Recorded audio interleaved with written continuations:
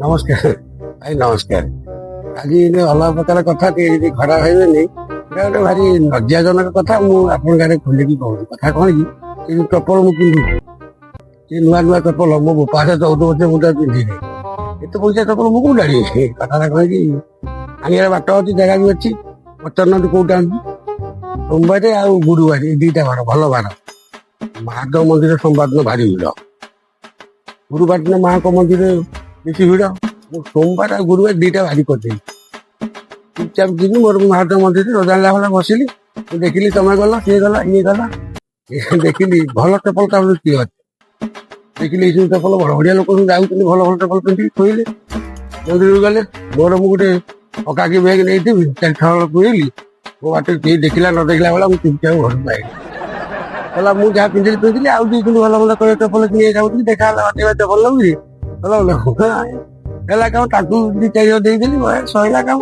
2 ପଇସା ସେ 100-200 ଯାହା ଥିଲା ମୋର ମୁଁ ଖର୍ଚ୍ଚ କରିଗଲା। ଟେନସନ କଣ ମୋର ଅଛି, ପଇସା ମୁଁ ପାଇଲି ଆଉ କଣ। ଏଇ ହେଲା ଅନେକ ଜାଗାକୁ ଧରା ପଡୁଛି। ଚୋରି କଲେ ଯୋଉ ମାଡ ହଉଛି ବୋପା ମା, ଗୁରୁ ସାହିତ୍ୟ ହଁ ମାଡ 2-4 ଦିନ ଭିତରେ ମୁଁ ଫିଟ୍ ହେଇଯାଏ। ମାଡ ହେଲା 2-4 ଦିନ ଭିତରେ ମୋର କୋଉ ରେଡି ହେଇଯାଏ।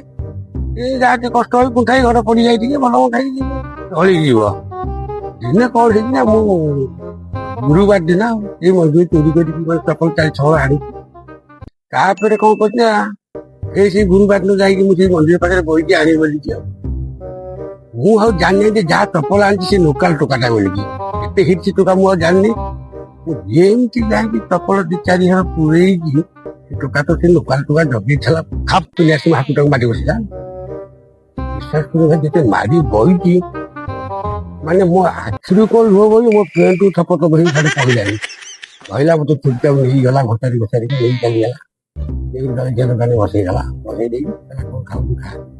ମୁଁ ବି ମଧ୍ୟ ଭଲ ପିଲାଟା, କଣ କହିଲାନି ଖାଇବାକୁ। ଖାଇ ବିଶ୍ୱାସ କରିବନି, ମୁଁ ଗୋଟେ ସିଙ୍ଗଡ଼ା ତ ପାଟିରେ ପୁରେଇକି ଆଉ। ଗୋଟେ ସାଙ୍ଗଟେ ସାଙ୍ଗକୁ ଆଇଲା, ଖାପ କିନା ଆଇଲା ତ ଭୁଲ କିନା ଗୋଟେ ଦେଇଦେଲା ମୋ କର୍ଣ୍ଣମୂଳିକୁ। ବିଶ୍ୱାସ କରିବନି ଭାଇ, ମୋ ପିଠୁ ପୁଷ ମୋର ମନେ ପଇଲା। ତାପରେ ତ ସାଙ୍ଗ ଗୁଡା ସେ ଘେରି ପଇଲା। 4-6 ଥର ଯିଏ ଯୋଉ ପ୍ରକାର ମାଡ, 8-10ଟା ଖଣ୍ଡେ ଗୋଇଠା, 10-15ଟା ଖଣ୍ଡେ ଗୋଇଠା, କର୍ଣ୍ଣମୂଳିଆ ତ ବେଶୀ ଦେଇଦେଲା ଆଉ। କଙ୍କାଳକୁ ଯୋଉ ଢିଅ ଆଲୋ ବୋପା ମା, ଇଏ ଭଗବାନ ବୁଝିଲ, ମୋ ବାସି ନଣ୍ଡ ବି ବାହାରିଗଲା।